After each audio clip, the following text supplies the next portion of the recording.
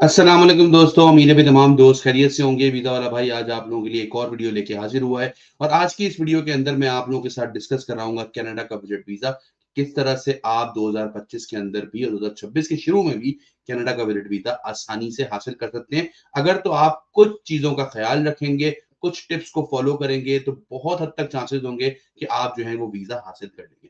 सबसे पहले वीडियो के शुरू में ही दोस्तों मैं बता दूँ कि मैं रोज़ाना की बुनियाद पे अपनी टीम के साथ फ्री वीजा कंसल्टेंसी कर रहा होता हूं और उस फ्री वीजा कंसल्टेंसी के अंदर मैं आप लोगों को प्रॉपर गाइड करवाता हूं अपनी टीम से कि क्या आपको अभी वीजा अप्लाई करना चाहिए भी है या नहीं करना चाहिए। अगर मुझे लगता है कि नहीं यार अभी इस वक्त आपके चांसेस कम है तो मैं आप लोगों को कुछ गाइडलाइंस देता हूं कि भाई इन गाइडलाइंस को अगर आप फॉलो कर लेंगे तो आपके चांसेस बढ़ जाएंगे बजाय इससे कि आप अभी अप्लाई करें। तो आप भी हमसे फ्री कंसल्टेंसी ले सकते हैं। नीचे स्क्रीन के ऊपर नंबर आ रहा है 03333599 811। ये वीडियो आपने खोली है तो मैं जानता हूं आप वीजा अप्लाई करना चाह रहे हैं, तो बजाय इससे कि डायरेक्ट वीजा अप्लाई करें एक बार एक फ्री में कंसल्टेशन ले लें।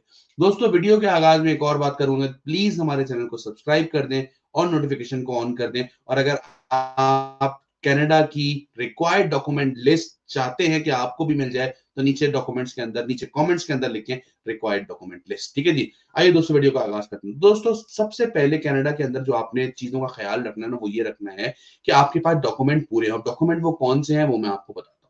एक बात मैं और आप लोगों को बता दूं दोस्तों कि कनाडा का जो वीजा है उसके अंदर मोस्टली बहुत सारे लोग पाकिस्तान से जो हैं वो यहाँ से कनाडा के वीजा के ऊपर गए और फिर वहां जाके उन्होंने जो है सेटलमेंट अप्लाई कर दी, किसी ने जॉब वीजा ले लिया, किसी ने अजाइलम ले लिया। तो इस तरह की बेतहाशा चीजें हैं। इसीलिए कनाडा जो है वो बहुत ज्यादा क्रॉस चेक करता है कि भाई क्या इस बंदे को वीजा देना चाहिए या नहीं देना चाहिए। अब दो चीजों को आपको जहन में रखना पड़ेगा। एक तो ये दोस्तों कि आप कनाडा का वीजा जरूर अप्लाई करें अगर आपके पास अच्छी ट्रेवल हिस्ट्री है, जैसे कि आपके पास यूके, शेंजन या किसी भी अच्छी यूरोपियन कंट्री का विजिट हो चुका है तो आप जरूर अप्लाई करें। वो लोग भी जरूर अप्लाई करें दोस्तों जिनके पास यूएसए का भी एक्टिव वीजा है, उनके भी बहुत अच्छे चांसेस होंगे कि उनको वीजा मिल जाएगा। और अगर आपके पास ट्रेवल हिस्ट्री बहुत ज्यादा अच्छी नहीं है तो फिर आपके होम टाई बहुत ज्यादा स्ट्रांग होने चाहिए। अब वो होम टाई कैसे स्ट्रांग होंगे, मतलब कि आपका यहाँ पे कोई प्रॉपर बिजनेस हो, यहाँ पे आपकी एक प्रॉपर जॉब हो, एक अच्छी जॉब हो, आपकी अच्छी इनकम हो, आपकी अच्छी बैंक स्टेटमेंट हो जो ये साबित कर सके कि आपको पैसे का मसला नहीं है, आपको वीजा मिल जाएगा तो आप बासानी टूर करके अपनी कंट्री वापस चले जाएंगे। और सबसे इंपॉर्टेंट ये कि आपके होम टाई के नाम पर यहाँ पर प्रॉपर्टी जरूर रजिस्टर हो। तो जो प्रॉपर्टी आपकी रजिस्टर होती है वो एक बहुत स्ट्रॉन्ग होम टाई होता है। अब बात करते हैं कि कौन से डॉक्यूमेंट हैं जो आपको चाहिए होंगे जिनके वजह से आप जो है वो वीजा अप्लाई कर सकते हैं। तो परेशान नहीं हो, डॉक्यूमेंट लिस्ट का मैंने पहले ही बोल दिया, मैं आपको भेज दूंगा अगर आप नीचे कमेंट करते हैं तो। मोटे मोटे सारे डॉक्यूमेंट आपको बताता हूँ, तो जल्दबाजी किसी बात की नहीं है। सबसे पहले आप लोगों के पर्सनल डॉक्यूमेंट के अंदर आपका पासपोर्ट स्कैन प्रॉपर, आपका सीएनआईसी स्कैन प्रॉपर, आपका एफआरसी, आपका एमआरसी, चार डॉक्यूमेंट ऐसे हैं जो कि आपके पर्सनल डॉक्यूमेंट के अंदर आपको चाहिए ही चाहिए। ठीक है जी। उसके बाद आ जाता है आपकी जॉब या बिजनेस के डॉक्यूमेंट। अगर तो आप जॉब करते हैं तो आपकी 3 महीने की सैलरी स्लिप, उसके साथ साथ आपका जॉब का कॉन्ट्रैक्ट और आपका लीव अप्रूवल जो है वो ईमेल भी होनी चाहिए कि आपका एम्प्लॉयर जानता है कि आप जो है वो इस वक्त ट्रेवल करना चाह रहे हैं और उसने आपको अलाउ किया हुआ है। साथ ही साथ अगर आप गवर्नमेंट जॉब कर रहे हैं तो आपको एनओसी लेटर भी चाहिए होगा अगर आप पब्लिक सर्वेंट हैं कि हाँ भाई ठीक है गवर्नमेंट से आपको जो है वो एक एनओसी मिला हुआ है और उनको कोई एतराज नहीं है आपके ट्रेवल करने पे। अगर आप कारोबार कर रहे हैं तो आपको जो है वो चैम्बर के रजिस्ट्रेशन अगर आपकी हुई भी है, एफबीआर की रजिस्ट्रेशन हुई भी है, अगर आप सोल प्रोप्राइटर हैं तो एफबीआर की रजिस्ट्रेशन, अगर आप प्राइवेट लिमिटेड कंपनी रन कर रहे हैं तो एसईसीपी की रजिस्ट्रेशन। उसके अलावा जो है वो आपको अपने बिजनेस से रिलेटेड डॉक्यूमेंट्स, लेटर हेड हो गया, इनवॉइसेस हो गई, ये सारी चीजें देनी पड़ेगी जिससे आप ये शो कर सके कि आपका बिजनेस लेजिटिमेट है और वो बिजनेस चलता है। अब बात कर लेते हैं इनकम स्टेटमेंट की दोस्तों।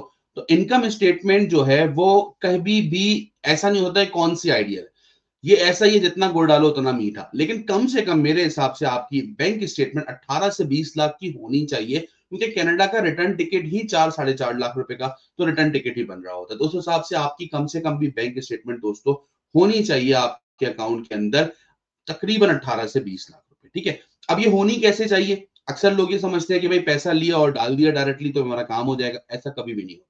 आपकी बैंक स्टेटमेंट मेंटेन होनी चाहिए, उसके अंदर एक चीज शो होनी चाहिए, कंसिस्टेंसी, कि ये पैसा आपका ही है, आ भी रहा है जा भी रहा है, खर्चा भी कर रहे हैं, तनख्वाह आती है, कारोबार का पैसा आता है, थोड़ा बहुत सेव करते हैं, थोड़ा बहुत खर्चा करते हैं और महीने के एंड पे कुछ पैसा आप बचा लेते हैं। अगर तो आप इस स्ट्रेटेजी से चल रहे होंगे दोस्तों, तो फिर तो बहुत ही अच्छा होगा कि आप दिखा सकते हैं कि हाँ भाई देख लो यार, मेरे पास एक रेगुलर इनकम आ रही होती है। अगर ऐसा नहीं है तो फिर आपको पहले ये बनानी पड़ेगी। अब चाहे बनानी पड़े रियल तरीके से, जैसे भी करे, इसके बगैर अप्लाई करने का कोई फायदा आपको है नहीं। कनाडा की इस वक्त जो विजिट वीजा की फीस है दोस्तों, 185 कैनेडियन डॉलर है, जिसमें से $85 आपकी बायोमेट्रिक की फीस होती है और $100 आपकी विजिट वीजा की फीस होती है।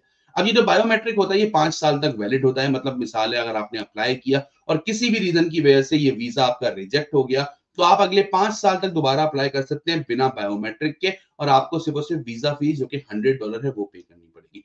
मैं दोस्तों हमेशा यही बात बोलता हूं कि वीजा अप्लाई करना इतना इंपॉर्टेंट नहीं है जितना वीजा अप्लाई करने से पहले उसकी प्लानिंग करना इंपॉर्टेंट है। हमारे साथ जितने भी लोग वीजा अपने प्रोसेस करवा रहे होते हैं, हमारी टीम उनको प्रॉपरली ना सिर्फ गाइड करती है, बल्कि उनको इस जर्नी के लिए मुकम्मल तौर पे तैयार करते हैं, जगह जगह उनको गाइड कर रहे होते हैं।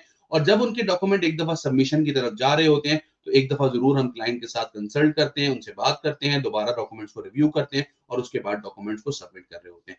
यही रीजन है कि हमारा सक्सेस रेट बहुत बेहतर है एज कम्पेयर किसी भी और कंपनी से, क्योंकि हम हर किसी का केस नहीं ले रहे होते। हमारी कोशिश यही होती है कि हम उन केसेस को ले रहे हो जिनके अंदर हमें सक्सेस रेट ज्यादा नजर आ रहा हो। तो दोस्तों ये थी आज की वीडियो। उम्मीद करता हूं आप लोगों को ये वीडियो समझ में आई होगी, और अगर आप इनमें से किसी भी कैटेगरी के अंदर फॉल कर रहे हैं तो ये अच्छा टाइम है, आप जो है वो कनाडा का विजिट वीजा अप्लाई करें। और साथ ही एक और बात भी बता दूं दोस्तों कि इस वक्त फीफा वर्ल्ड कप 2026 भी होने जा रहा है, जो कि यूएसए, मैक्सिको और कनाडा के अंदर हो रहा है। कनाडा के अंदर भी इसके जुलाई के अंदर काफी सारे मैचेस हैं, तो अगर आप उसके हिसाब से भी अपनी आइटनरी तैयार करते हैं तो भी बहुत अच्छे चांसेस है कि आपको वीजा मिल रहा होगा। तो डिले करने से बेहतर है दोस्तों कि वीजा के लिए तैयारी शुरू करें और अप्लाई करना शुरू करें। आज भी यूएसए और कनाडा, ये दो कंट्रीज ऐसे हैं जिनका वीजा अगर आपके पासपोर्ट के ऊपर मौजूद है तो आपकी प्रोफाइल बहुत ही ज्यादा स्ट्रांग हो जाती है। और ये दोनों वीजा मैं हर उस बंदे को रिकमेंड करता हूं, जो मैंने शुरू में बताया कि या तो आपकी ट्रेवल हिस्ट्री बहुत ज्यादा अच्छी हो, जैसे मैंने शुरू में बता दिया कि आपने यूके, यूएसए, शेंजन की कोई कंट्रीज विजिट की भी हो, या फिर आपके पर्सनल होम टाइज इतने ज्यादा स्ट्रांग हो कि आप वीजा ऑफिसर को ये कन्विंस कर सकते हो कि भाई मैं, अगर आप मुझे अभी वीजा देते हैं तो बताए हुए टाइम से वापस अपनी कंट्री आ जाऊंगा, आप परेशान नहीं हो, मैं आपकी कंट्री छोड़ दूंगा। अब ये तभी हो सकता है जब आपके ये दो चीजें कंप्लीट हो रही होंगी। एक तो जब आपके पास ट्रेवल हिस्ट्री होती है ना अच्छी कंट्री की, तो ये एक बहुत बड़ी शहादत होती है कि भाई गवाही दे रही है वो कंट्री कि ये बंदा जो है ना, ये हमारी कंट्री में आया था, हमने इसको वीजा दिया था और इसने टाइम से हमारी कंट्री को छोड़ दिया था। अब ये चीज जो है वो आपकी क्रेडिबिलिटी के अंदर बहुत ज्यादा इनपुट पैदा कर रही होती। साथ ही मैं एक और बात तमाम देखने वालों को बोलूंगा दोस्तों, जो लोग विजिट वीजा के ऊपर जाके असाइलम डाल रहे होते हैं या फिर स्लिप हो रहे होते हैं, खुदारा ऐसी हरकतें ना करें, क्योंकि इससे ना सिर्फ हमारे मुल्क की बदनामी होती है, बल्कि वो लोग खुद भी उसका बहुत बड़ा खमियाजा भुगतते हैं। क्योंकि सुनने में जो चीज बहुत ज्यादा आसान लगती है, प्रैक्टिकल लाइफ के अंदर वो चीज बहुत ही ज्यादा मुश्किल होती है। दोस्तों अपना बहुत ज्यादा ख्याल रखिएगा, मिलते हैं दूसरी वीडियो में आपके साथ। अस्सलाम वालेकुम।